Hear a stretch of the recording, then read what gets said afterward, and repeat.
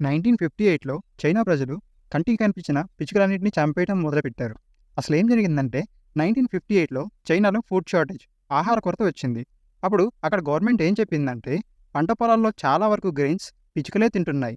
కాబట్టి ప్రజలకి full powers ఇస్తున్నాం. పిచ్చుకలన్నింటినీ చంపేయండి అని చెప్పింది.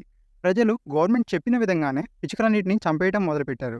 తప్పించుకోవడానికి పోరాడి అవి కింద పడేవి. ప్రజలు వాటిని చంపేసేవారు. అలా కొన్ని లక్షల పిచ్చుకల్ని చంపేశారు. ఆ తరువాత ఆహార కొరత ఇంకా ఎక్కువైంది. అసలేమైందని సైంటిస్టులు పరిశోధన చేయగా తెలిసిందేంటంటే పిచ్చుకలు ఫుడ్ గ్రెయిన్స్ కంటే ఎక్కువగా పురుగుల్ని తినేవంట. సో ఇప్పుడు పిచ్చుకలు లేవు కాబట్టి పురుగులు బాగా తిని వాటి పాపులేషన్‌ని పెంచుకున్నాయి. ఇప్పుడు అసలు పంటే లేకుండా చేశాయని తెలిసింది. ఇంకా గవర్నమెంట్ కూడా పిచ్చుకల్ని చంపడం ఆపమని చెప్పింది. కానీ అప్పటికే జరగాల్సిన నష్టం జరిగిపోయింది. ప్రజలు ఫుడ్ దొరకక మనుషుల్నే చంపుకొని తిన్నారు. పిచ్చుకల పాపులేషన్ చాలా ఏళ్ల వరకు కోలుకోలేకపోయింది.